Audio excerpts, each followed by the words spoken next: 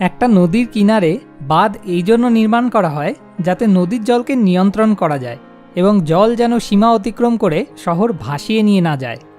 যদি বাঁধ না বানানো হয় তো জল শহরকে ভাসিয়ে নিয়ে যায়। ঠিক তেমনই আমাদের ব্রেনকেও আমরা এভাবে আত্ম অনুশাসন বা সেলফ ডিসিপ্লিনের মাধ্যমে নিয়ন্ত্রণ করতে পারি। আমাদের মস্তিষ্ক একটা ছুরির মতো। একটা সাধারণ ছুরির দুটো অংশ থাকে, ধারালো অংশ আর হ্যান্ডেল। আমরা সবাই এটা জানি যে ধারালো অংশ দ্বারা আমরা রান্নার তরকারি, ফল ইত্যাদি কাটতে পারি। এখন আপনি যদি হ্যান্ডেল বাদ দিয়ে ধারালো অংশটা হাতে ধরেন তখন কি হবে?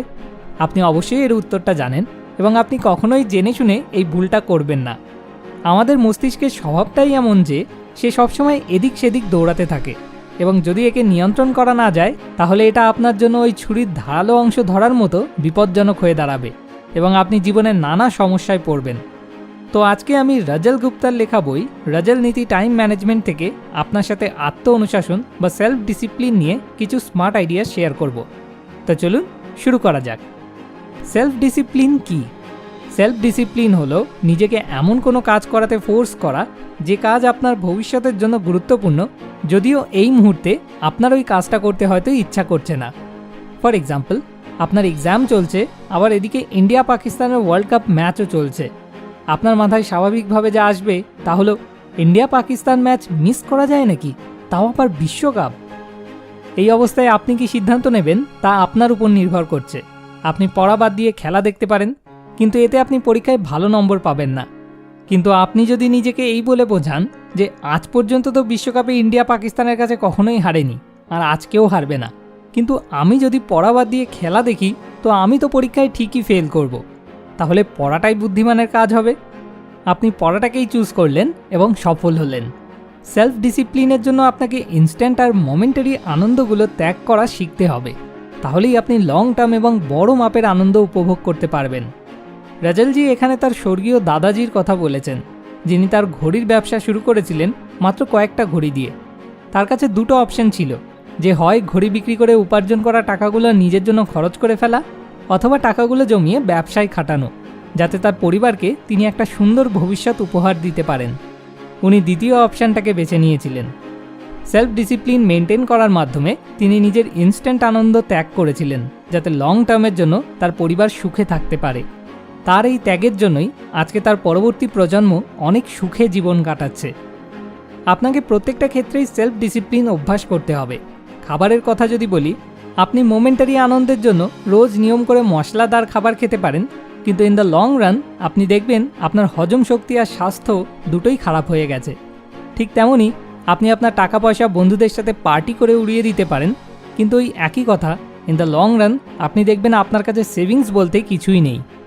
আরও যদি বলি, আপনি আপনার সময় গান শুনে, টিভি দেখে কিংবা পাতি বিনোদনের মাঝে কাটিয়ে দিতে পারেন, কিন্তু ইন দ্য লং রান আপনার পড়াশুনোর অবস্থার কিন্তু মোটেই উন্নতি হবে না। হাজার হাজার সফল মানুষের উপর স্টাডি করা হয়েছে। প্রশ্ন ছিল তারা এত সফল কিভাবে হলেন।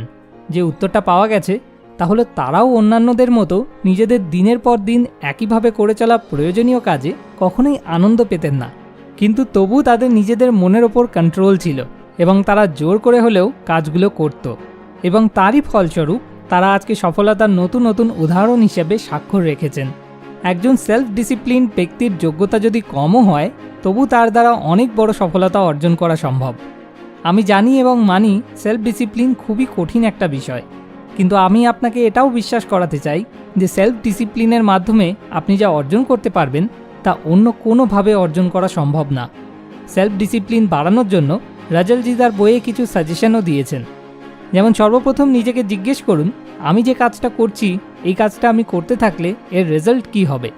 এবং দ্বিতীয় প্রশ্ন হলো, আমি আমার মনকে নিয়ন্ত্রণ করছি নাকি আমার মন আমাকে? আমার কাছে মনের রিমোট কন্ট্রোল আছে নাকি মনের কাছে আমার? একটা প্রবাদ আছে, an Apple a day keeps the doctor away. তার মানে আমরা যদি মাসে 30 দিনের প্রতিদিনই একটা করে আপেল খাই তবেই এটা সম্ভব। আপনি এটা করতে পারেন না যে মাসের 1 থেকে 30 তারিখ একদিনও আপনি আপেল খেলেন না আর 30 তারিখে গিয়ে একবারে 30টা আপেল খেয়ে ফেললেন। এটা না সম্ভব আর নাইবা উচিত হবে। ঠিক তেমনই আপনি যদি পড়াশোনায় খুব ভালো ফলাফল করতে চান তবে আপনাকে প্রতিদিনই নিয়ম করে পড়তে হবে। আপনি ছোট কষ্ট চান নাকি বড় কষ্ট চান তা পুরোপুরি আপনার উপর নির্ভর করছে। আপনি পরীক্ষার আগে টিভিতে আপনার ফেভারিট প্রোগ্রামটা দেখা বাদ দিয়ে পড়তে বসলে ওই সময় আপনার খারাপ লাগবে, কিন্তু পরবর্তীতে আপনি যখন পরীক্ষায় ভালো রেজাল্ট করবেন তখন কিন্তু আপনার এই ছোট্ট কষ্টই আপনার অনেক বড় খুশির কারণ হয়ে দাঁড়াবে। আপনার মনে চাক বা না চাক, সঠিক সময়ে সঠিক কাজটা করার যোগ্যতার নামই হলো সেলফ ডিসিপ্লিন।